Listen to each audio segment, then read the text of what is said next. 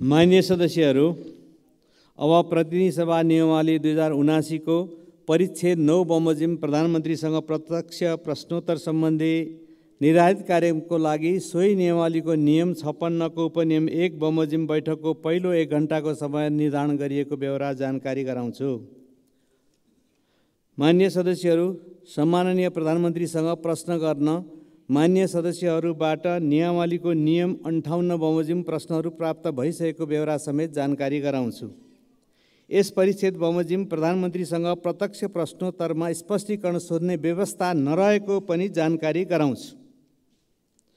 माननीय सदस्यहरू, अब म सम्माननीय प्रधानमन्त्री श्री पुष्पकमल दाहाल प्रचण्डलाई प्रत्यक्ष प्रश्नोत्तर कार्यको लागि रोस्टममा आमन्त्रण गर्दछु।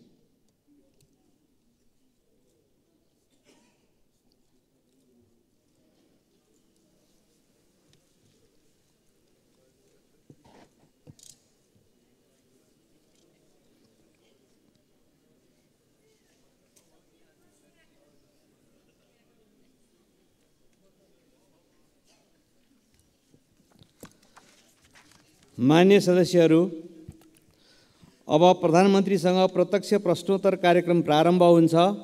सर्वप्रथम प्रश्नकर्ता मान्य श्री अच्युत प्रसाद मैनालीलाई सम्माननीय प्रधानमन्त्रीसँग प्रश्न सोध्न अनुमति दिन्छु। सम्मान्य सभामुखज्यूको अनुमतिबाट म सम्मान्य प्रधानमन्त्रीज्यूलाई मेरा केही जिज्ञासाहरू राख्ने अनुमति चाहन्छु। प्रश्नहरू: सार्वजनिक खरिद नियमावली 64 को नियम 6(3) अन्तर्गत निर्माण स्थलको व्यवस्थापन नभई खरिद कार्य गर्न नहुने उल्लेख छ। राष्ट्रिय गौरवका आयोजनाहरू बुढी गण्डकी, सुनकोशी मरिन, काठमाडौँ तराई द्रुत मार्ग, खोकना खण्ड, निजगढ अन्तर्राष्ट्रिय विमानस्थल टाङ्गिया बस्ती, पूर्व पश्चिम रेलमार्गको जग्गा अधिग्रहण एवं घर टहरा हटाउने क्षतिपूर्ति दिने साथै तामागढी सिमरौनगढ हुलाकी सडकको मुआब्जा जनताले 4 वर्षदेखि पाउन सकेका छैनन्। यसै आबोमा बजेट विनियोजन छैन। साथै बहुचर्चित रेल सेवा सञ्चालनबारे सरकारको दृष्टिकोण के छ र यसै गरी संसदमा समेत आवाज उठेको सम्माननीय सभामुख महोदय, रुस युक्रेन युद्धमा रुसको पक्षबाट नेपाली युवाहरूको संलग्नताको विषयमा सो बारेमा पनि म सरकारको जिज्ञासा जवाफ चाहन्छु। धन्यवाद। अब सम्माननीय प्रधानमन्त्री श्री पुष्पकमल दाहाल प्रचण्डलाई उक्त प्रश्नको जवाफ दिन अनुमति दिन्छु। सम्मान्य सभामुख महोदय, म यो प्रश्नोत्तर कार्यक्रममा मान्य सदस्यहरूको प्रश्नको उत्तरको निम्ति उपस्थित छु।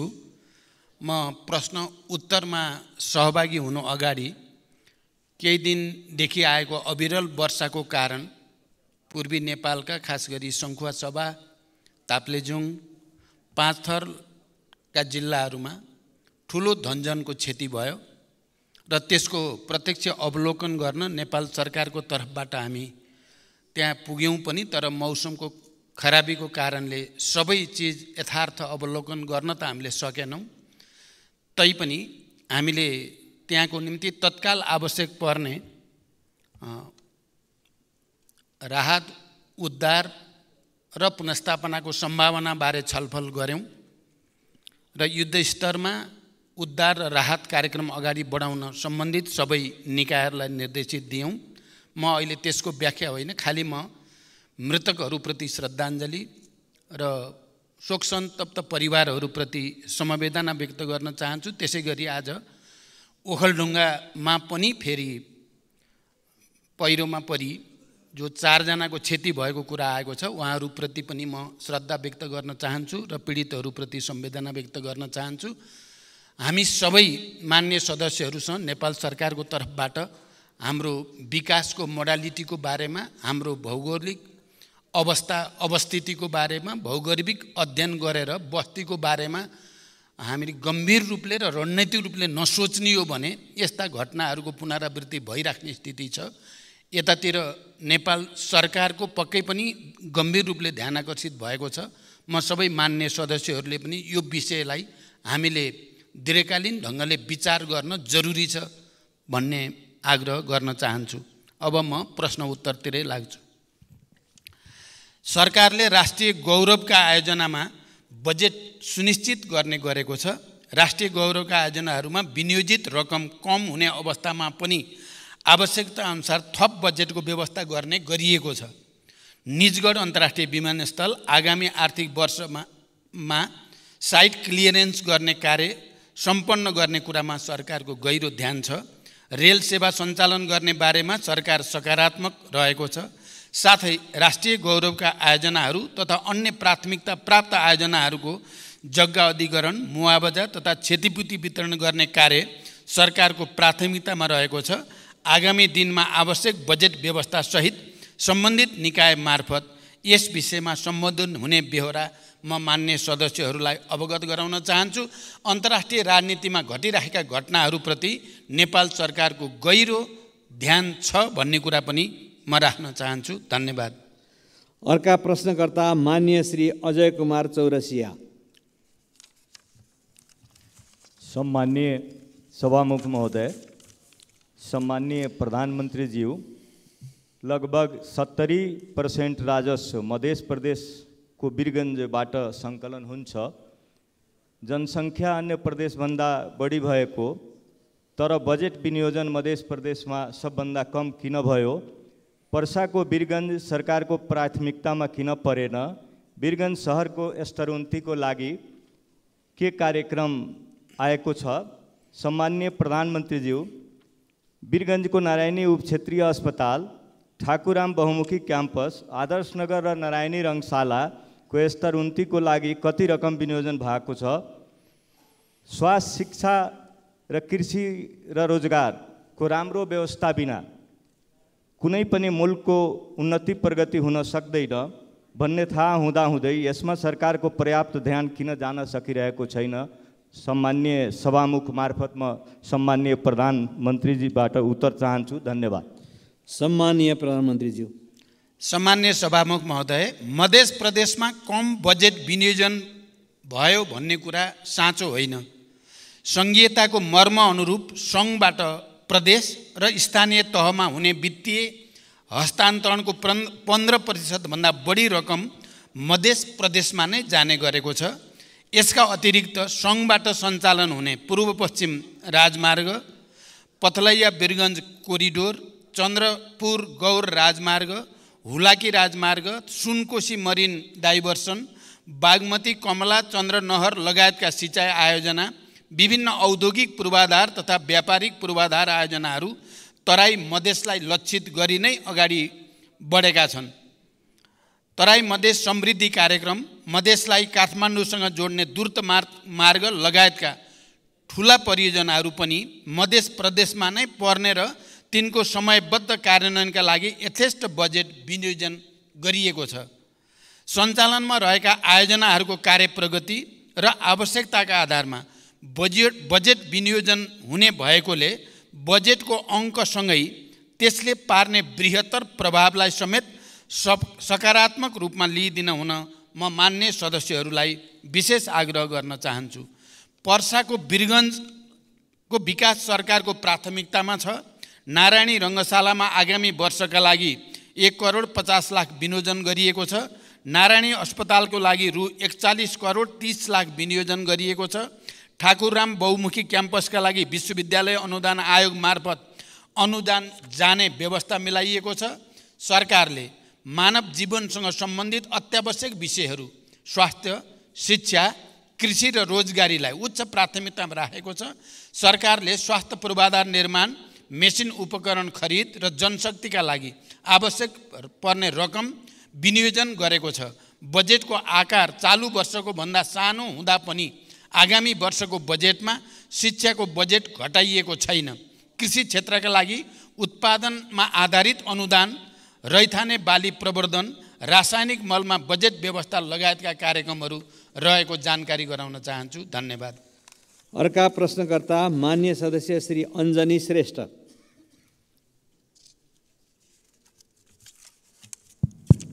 सम्माननीय सभामुख महोदय,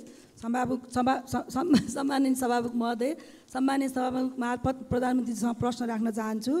यस गरिमामय सदनमा शून्य समय, विशेष समय र आकस्मिक समयमा उठाएका जनतासँग सरोकार भएका प्रश्नहरूको उत्तर कहिले आउँदैन किन? यो सदनमा प्रस्तुत बजेटमा 77 जिल्लालाई सम्बोधन गर्दा जनतालाई सरकार छ कि छैन महसुस भएन। अबका दिनमा सरकार जनतासँगै रहेको महसुस कसरी दिलाउन सकिन्छ भन्ने जिज्ञासा राख्न चाहन्छु। धन्यवाद। सम्माननीय प्रधानमन्त्री। अहिले भर्खरै बोल्ने मान्य सदस्यको मैले नाम थाहा पाउनु पर्ने भयो। अञ्जनी श्रेष्ठ।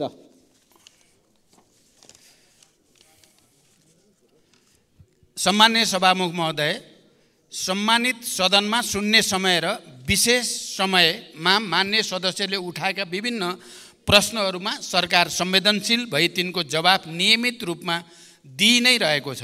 सदनमा उठाइएका प्रश्न र जिज्ञासाहरूको जवाफ दिने जिम्मेवारी र उत्तरदायित्वबाट सरकार कहिल्यै पछि हटेको छैन र कहिल्यै पछि हट्ने पनि छैन।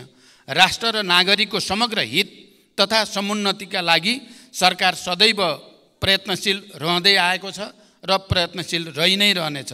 जनसरकारका विविध विषयलाई उचित सम्बोधन गर्दै तथा विकास निर्माण कार्यलाई गति दिँदै सरकार र नागरिक बीचको सम्बन्धलाई सुदृढ बनाउन सरकार दृढ सङ्कल्पित रहेको जानकारी गराउँछु। धन्यवाद। अर्का प्रश्नकर्ता मान्य श्री अनिता देवी। मान्य श्री अनिता देवी।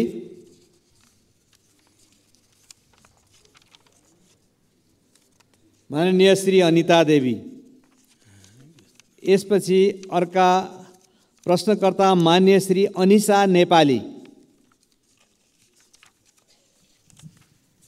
सम्माननीय सभामुख महोदय, आज म सभामुख महोदय मार्फत प्रधानमन्त्रीज्यूलाई प्रश्न सोध्न चाहन्छु। सम्माननीय प्रधानमन्त्रीज्यूको हालै सम्पन्न भारत भ्रमणमा भारतले नेपालबाट 10,000 मेगावाट विद्युत खरिद गर्ने सहमति भएको जानकारी आयो।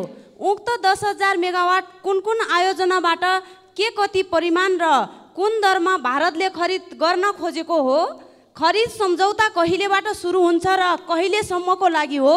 नेपालकै लगानीको विदेशी कम्पनीले ठेक्कामा निर्माण गरेका योजनाको विद्युत खरिद हुन्छ हुँदैन?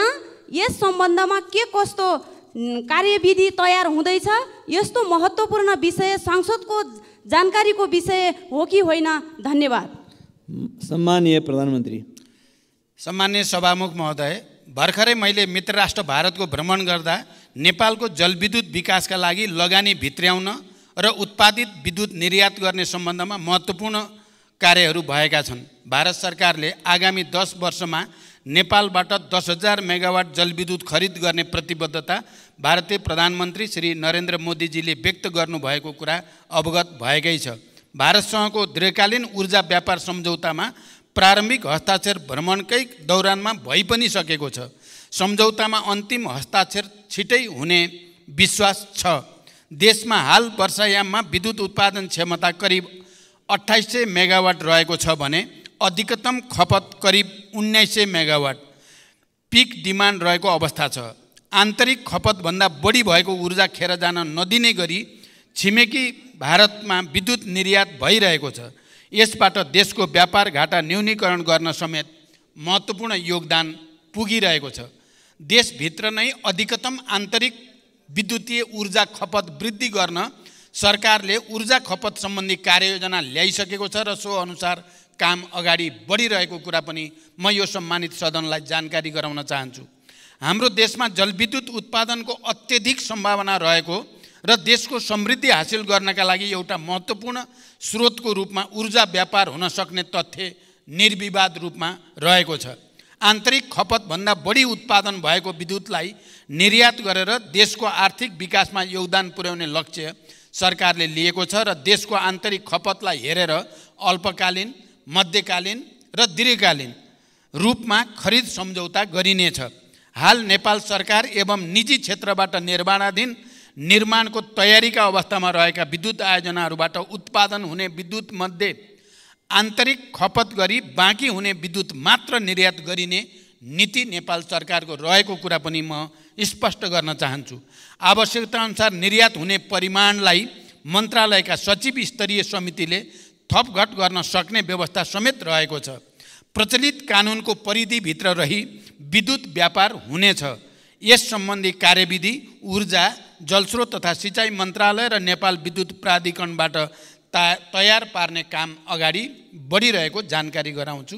धन्यवाद। अर्का प्रश्नकर्ता मान्य श्री अब्दुल खान।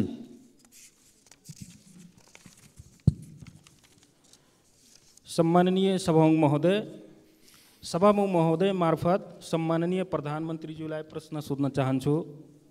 तराई मधेसतिर किसानहरू लगभग धानको बिउ राखिसकेका छन्। अब किसानहरूको सोच मल र सिँचाइको व्यवस्थापनमा छ। मलको हाहाकार छ, बिजुली कटौती अत्यधिक छ।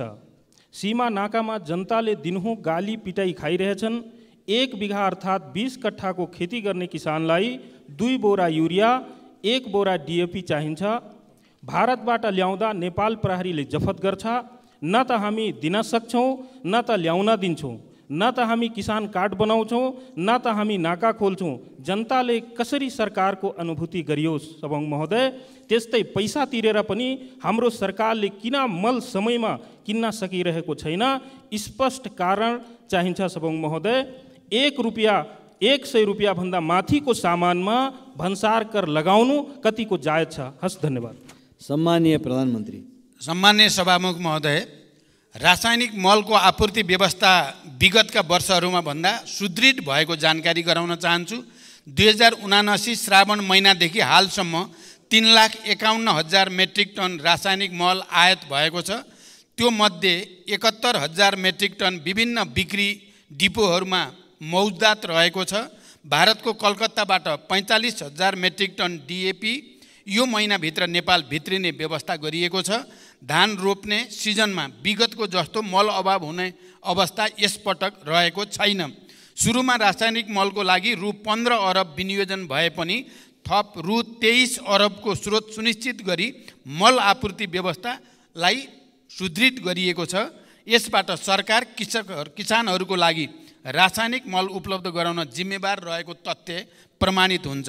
मलको आयातमा सङ्घीय मन्त्रालयलाई जिम्मेवार बनाइएको छ भने वितरण कार्यमा प्रदेश र स्थानीय तहहरूलाई परिचालन गरिएको छ। मल वितरण प्रणालीलाई पारदर्शी बनाउन मल आपूर्ति र वितरणमा डिजिटल प्रणाली प्रयोगमा ल्याइएको कुरा पनि म मान्य सदस्यहरूलाई जानकारी गराउन चाहन्छु। धन्यवाद। अर्का प्रश्नकर्ता मान्य सदस्य श्री अम्बिका बस्नेत।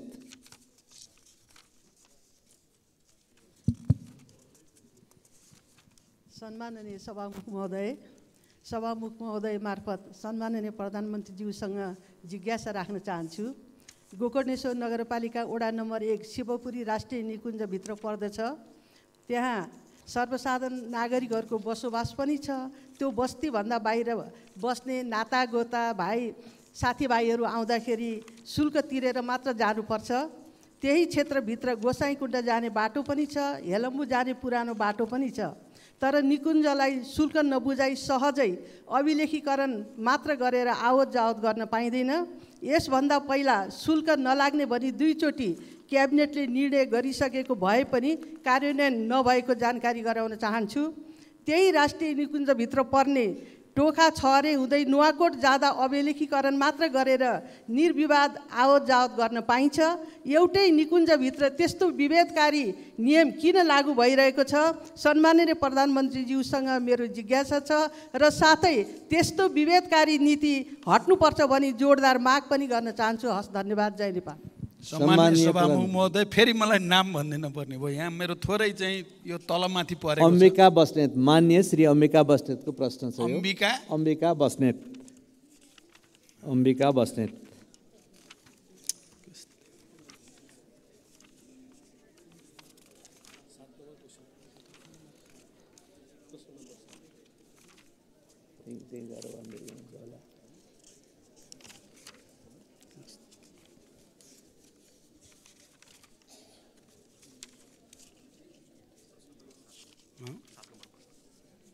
नम्बरै छैन र कस्तरी गडबड खाए छैन। कसरी गडबड खायो? प्रश्न 7 छैन यहाँ। मान्य सदस्य, एकचोटि फेरि प्रश्न भनिदिन म अनुरोध गर्दछु। मेरो तयारीमा केही कमजोरी रहेको देखियो। सम्माननीय सभामुख महोदय मार्फत सम्माननीय प्रधानमन्त्रीज्यूसँग जिज्ञासा राख्न चाहन्छु। गोकर्णेश्वर नगरपालिका वडा नम्बर 1 शिवपुरी राष्ट्रिय निकुञ्जभित्र पर्दछ। त्यहाँ सर्वसाधारण नागरिकहरूको बसोबास पनि छ। त्यो बस्तीभन्दा बाहिर बस्ने नातागोता साथीभाइ आउँदा शुल्क तिरेर जानुपर्छ। त्यही क्षेत्रभित्र गोसाइँकुण्ड जाने बाटो पनि छ, हेलम्बु जाने पुरानो बाटो पनि छ। तर निकुञ्जलाई शुल्क नबुझाइ सहजै अभिलेखीकरण मात्र गरेर आवत जावत गर्न पाइँदैन। यसभन्दा पहिला शुल्क नलाग्ने भनी 2 चोटि क्याबिनेटले निर्णय गरिसकेको भए पनि कार्यान्वयन नभएको जानकारी गराउन चाहन्छु।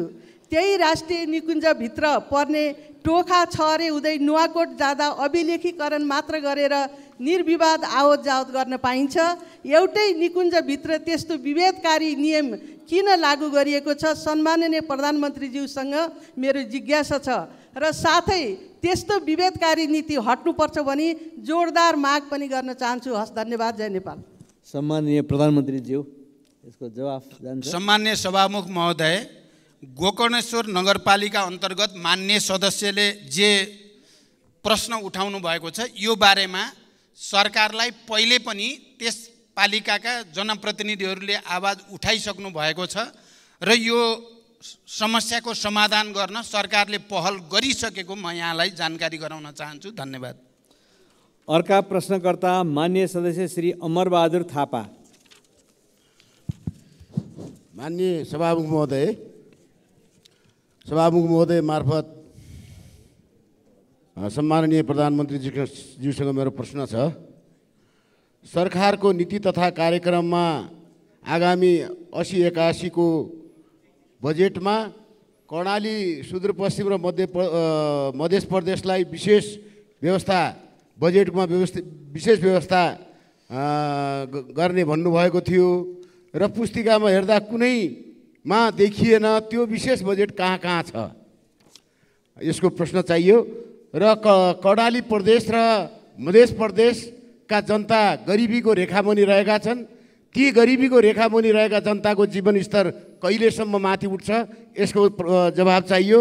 र यो देशलाई उत्पादनतिर र यो देशको ढुकुटी बलियो बनाउने यो सरकारको के योजना छ र त्यो संसदलाई जानकारी चाहियो। धन्यवाद। सम्माननीय प्रधानमन्त्रीज्यू। सभामुख महोदय, मान्य सदस्यहरूले मध्य प्रदेशमा बजेट विनियोजनका सम्बन्धमा उठाउनु भएको प्रश्नका सम्बन्धमा मैले भर्खरै यस सम्मानित सदनलाई जानकारी गराइसकेको छु। मान्य सदस्यले कर्णाली प्रदेशमा बजेट विनियोजनका सम्बन्धमा पनि प्रश्न गर्नुभएको सन्दर्भमा कर्णाली प्रदेशका लागि लक्षित गरी कर्णाली समृद्धि कार्यक्रम सञ्चालित छ। हिमाली तथा उच्च पहाडी जीविकोपार्जन कार्यक्रम समेत कर्णाली प्रदेशको माथिल्लो भूभागमा सञ्चालन भइ नै रहेको छ। आगामी वर्षमा कर्णाली प्रदेशमा सिँचाइ तथा नदी नियन्त्रणका लागि छुट्टै बजेटको व्यवस्था गरिएको छ। कर्णाली कोरिडोर सडक राष्ट्रिय गौरवको आयोजनाका रूपमा सञ्चालित छ। राप्ती राजमार्ग, भेरी कोरिडोर, मध्य पहाडी लोकमार्गको कर्णाली खण्ड र मदन भण्डारी राजमार्गको कर्णाली खण्डका लागि सरकारले प्राथमिकताका साथ बजेट विनियोजन गरेको छ। शिक्षा स्वास्थ्यतर्फको बजेटमा समेत सरकारले कर्णालीलाई उच्च प्राथमिकता दिएर राखेको छ। र मान्य सदस्यले जो विकासको समग्र मोडेलको बारेमा कुरा गर्नुभएको छ, मैले पहिले नै यस सम्मानित सदनमा राखेको छु। हामीले नेपालको समग्र विकास मोडेलको बारेमा समीक्षा गर्नुपर्ने आवश्यकता छ र त्यो समीक्षालाई अगाडि बढाउने कुरामा नेपाल सरकार गम्भीर रहेको ध्यानाकर्षण म गराउन चाहन्छु। धन्यवाद। अर्का प्रश्नकर्ता मान्य सदस्य श्री अमरबहादुर रायमाझी। सम्माननीय सभामुख महोदय मार्फत सम्माननीय प्रधानमन्त्रीज्यूलाई केही प्रश्न राख्न चाहन्छु। संसारको ध्यान क्लिन इनर्जीमा गइरहेको छ, तर हाम्रो सरकार यसप्रति बेखबर हो कि जस्तो छ। शक्ति केन्द्रको स्वार्थप्रति नतमस्तक हो बुझ्नै सकिएन। अस्ति प्रधानमन्त्रीज्यू भारत भ्रमण भयो। हाम्रो 10,000 मेगावाट क्लिन इनर्जी भारतलाई बेच्ने सम्झौता गर्नुभयो भने उता पेट्रोल, डिजेल, ग्यास, मट्टीतेल जस्ता उच्च कार्बन उत्सर्जन गर्ने डटी इनर्जीको सजिलो पहुँचको लागि भरतपुरदेखि काँकरभिट्टासम्मको पाइपलाइन विस्तारको सम्झौता गरेर आउनुभयो। इनर्जी माथिको अर्काको नियन्त्रणले मुलुकको स्वतन्त्रता खतरामा पर्छ। हामी आफैले विकास गर्न सकिन्छ, तर विद्युत अर्कालाई सुम्पदैछौँ के यो सरकारको योजना रणनीति हो? यो नयाँ युगको सुरुवात हो कि परनिर्भरता हो, परनिर्भरताको तयारी हो? जिज्ञासा गर्न चाहन्छु। धन्यवाद। सम्माननीय प्रधानमन्त्री। सभामुख महोदय, हाल देशमा हाइड्रो पावर, सोलर, बायोग्यास जस्ता स्वच्छ ऊर्जा क्लिन इनर्जीको स्रोतबाट विद्युत ऊर्जा उत्पादन भइ नै रहेको छ। वर्षायाममा विद्युत ऊर्जाको मागभन्दा आपूर्ति बढी भइरहेको अवस्था पनि छ। देशमा विद्युतीय र पेट्रोलियम दुवै ऊर्जाको प्रयोग भइरहेको छ। विद्युतको प्रयोग बढाउँदै लाने र पेट्रोलियम पदार्थको प्रयोग कम गर्दै क्रमशः विस्थापित गर्ने सरकारको नीति छ भन्ने कुरा म स्पष्ट गर्न चाहन्छु। नेपालमा विद्युतीय सवारी कम गर्दै क्रमशः विस्थापित गर्ने, पेट्रोलियम पदार्थको प्रयोग कम गर्दै क्रमशः विस्थापित गर्ने सरकारको नीति छ। नेपालमा विद्युतीय सवारी साधनको प्रयोग भर्खर मात्र सुरुवात भएको हो।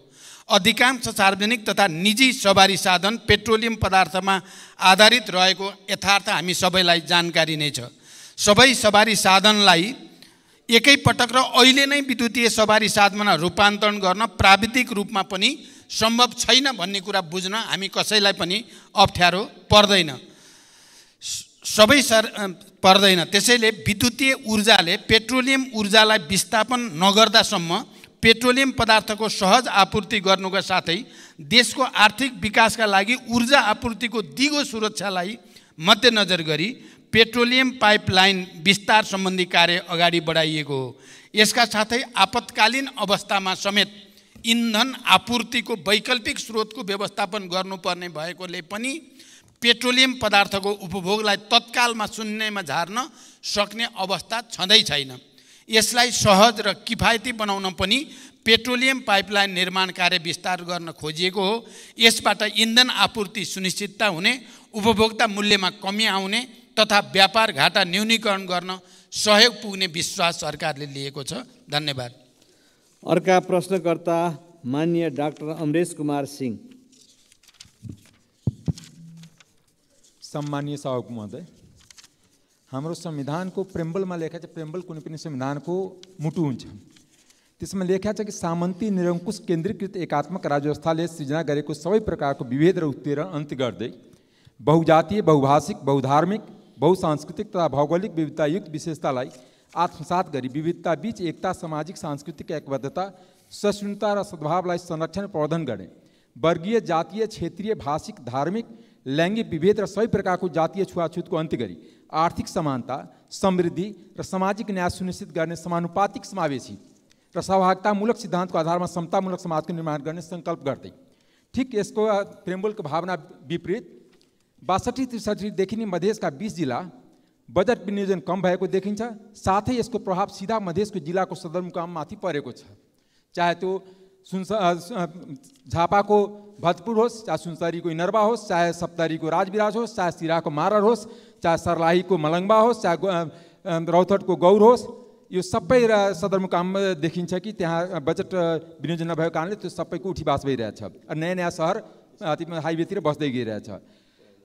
साथै यसको कारण के हो? दोस्रो कुरा, 72 को संविधानमा समावेशीको ग्यारेन्टी गरिन्छ, तर यता राज्यको सम्पूर्ण संरचना, सुरक्षा निकाय, प्रशासनिक निकाय, न्यायपालिका, कूटनीतिक क्षेत्र असमावेशी हुँदै गइरहेको छ।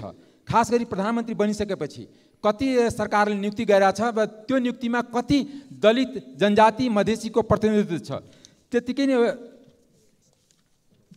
राज्यको संरचनाको शक्तिको बाँडफाँडमा पनि के लेखा छ कि संघ, प्रदेश र स्थानीय तल नेपालको स्वतन्त्रता, सार्वभौमिकता, भौगोलिक अखण्डता, स्वाधीनता, राष्ट्रिय सर्वाङ्गीण विकास, बहुदलीय प्रतिस्पर्धात्मक, लोकतान्त्रिक, गणतन्त्रात्मक, सङ्घीय शासन प्रणाली, मानव अधिकार तथा मौलिक हक, कानुनी राज्य शक्ति, पृथकीकरण, नियन्त्रण तथा सन्तुलन, बहुलता र समानतामा आधारित समतामूलक समाज, समावेशी प्रतिनिधित्व र पहिचानको संरक्षण गर्नेछ।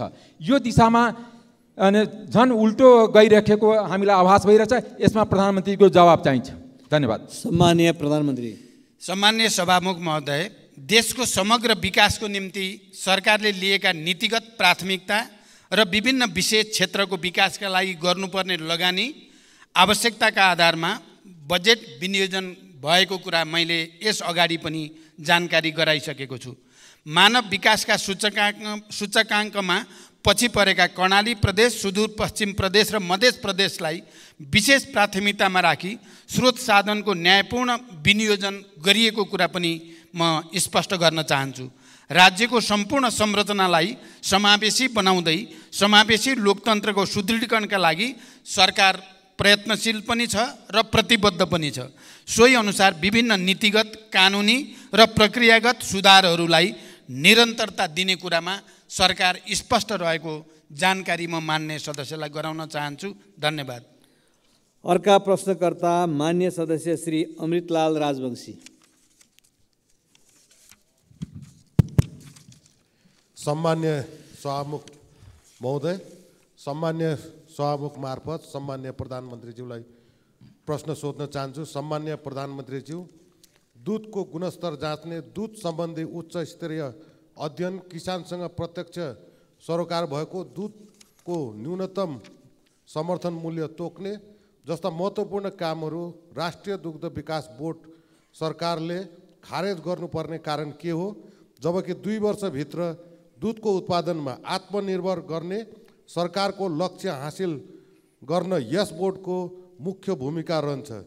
साथै मिति 2080 असार 7 गते माननीय कृषि तथा पशुपन्छी मन्त्री र सचिवज्यूसँग भएको छलफलमा उहाँहरूले दिएको जानकारी अनुसार केही तथ्याङ्कहरू परिवर्तन भएकोले सोही अनुसार प्रश्न सोध्न चाहन्छु। लम्पी स्किन रोगको महामारीले 21,000 भन्दा बढी गाई भैँसी मरिसकेका, 6,08,200 गाई भैँसीहरू यो रोगबाट सङ्क्रमित भएका एवं 76 जिल्लामा यो रोग फैलेको अवस्था छ र यस विषयमा सरकारले के गरिरहेको छ स्पष्ट जानकारी होस्। धन्यवाद।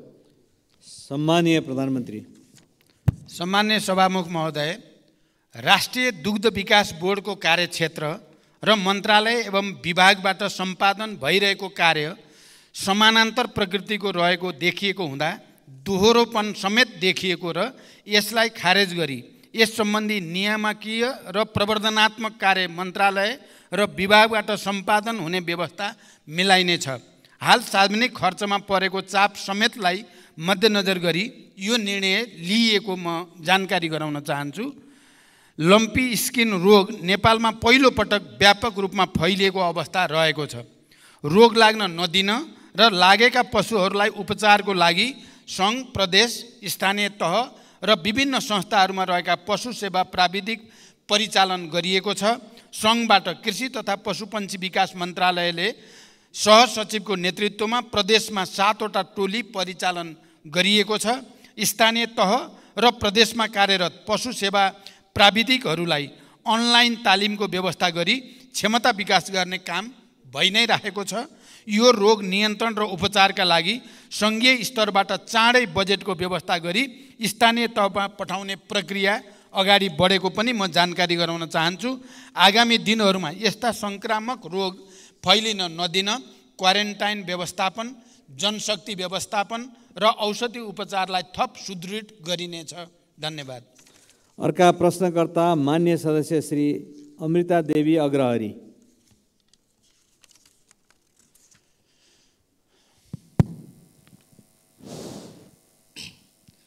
सम्मानीय सभामुख महोदय, सम्मानीय प्रधानमन्त्रीज्यूसँग मेरो प्रश्न थियो, विषय नागरिकताको थियो। अब नागरिकता समस्या सर्वोच्चबाट चाहिँ अनुमोदन भइसकेको हुनाले मेरो प्रश्न चाहिँ छोटो भइसकेको छ। म अवश्य केही अब अरू कुरा छोडेर केही भन्न चाहन्छु। नागरिकता जस्तो संवेदनशील विषयमा देशलाई विभाजन गर्ने र राजनीतिक दावपेचको विषय बनाउनु हुँदैन। यहाँ बसेका जति हामी सांसदहरू थियौँ सबै पक्षबाट जन्मसिद्ध नागरिकको सन्तानलाई नागरिकता मिल्नै पर्छ भन्ने सबै चाहिँ मान्यजीहरूबाट म सुन्दै आएको थिएँ। यहाँ नागरिकताको विरोधी मैले कसैलाई देखेन। हामीले जे देख्यो यहाँ सिस्टमको लागि कुरा उठेको थियो। किनभने विधिको शासनमा जबसम्म चाहिँ देश सिस्टममा चल्दैन तबसम्म देशको भविष्य हुँदैन। सिस्टमको विरोध मात्र गरिएको हामीले देख्यो। कसैको यो मान्यता चाहिँ यस्तो थिएन। तपाईको केही प्रश्न छ? मेरो प्रश्न यही नै हो। प्रश्नमा जानुस्। सभामुख महोदय, दोबारा फेरि चाहिँ हाम्रो प्रधानमन्त्रीज्यूबाट चाहिँ विधिको शासन ख्याल गरेर मात्रै अगाडि बढ्नुपर्छ, नत्र लाखौँ चाहिँ अरबौँ खर्च गरेर यो प्रतिनिधि सभाका चाहिँ के अरे उत्पादन भएको हो। अनि प्रतिनिधि सभालाई चाहिँ माइनस गरेर अगाडि बढ्नु यो पनि देशको लागि दुर्भाग्य हुन्छ। फेरि चाहिँ भविष्यमा यस्तो चाहिँ कुरा नदोहोऱ्याओस् भन्ने चाहिँ मेरो प्रश्न हो। धन्यवाद। सम्माननीय प्रधानमन्त्रीज्यू। सम्माननीय सभामुख महोदय, माननीय सदस्यले नागरिकता सम्बन्धी उठाएको प्रश्न र उहाँले नै भनि नै सक्नुभयो। हिजो मात्रै सम्मानित अदालतबाट यो बारेमा फैसला आइसकेपछि उहाँले उठाउनु भएको प्रश्नको जवाब अदालत स्वयंले दिइसकेको हुनाले मैले दिइराख्नुपर्ने आवश्यकता भएन। मलाई जहाँसम्म लाग्छ तपाईँले अहिले पनि नागरिकता जस्तो संवेदनशील विषयमा यो प्रतिनिधि सभा या हाम्रो राष्ट्रिय राजनीतिमा सहमतिबाट जानुपर्छ भन्नेमा मेरो पनि बुझाइ त्यस्तै नै छ। र मैले के बुझेको छु भने अहिले प्रतिपक्षमा रहनुभएका दलका नेताहरू पनि हिजो सत्ता पक्षमा हुँदा अहिले हामीले जुन नागरिकताको जस्तो विधेयक अगाडि बढाएका हौँ त्यसमा हाम्रो मूलभूत रूपमा म सहमति नै देख्छु। तैपनि नागरिकता जस्तो संवेदनशील विषयमा देश विभाजित नहोस्, संसद विभाजित नहोस् भन्ने कुरामा तपाईँले गराउनु भएको ध्यानाकर्षणप्रति मैले ध्यानाकर्षण भएको जानकारी गराउँछु। धन्यवाद। अर्का प्रश्नकर्ता माननीय सदस्य श्री अर्जुन नरसिंह केसी।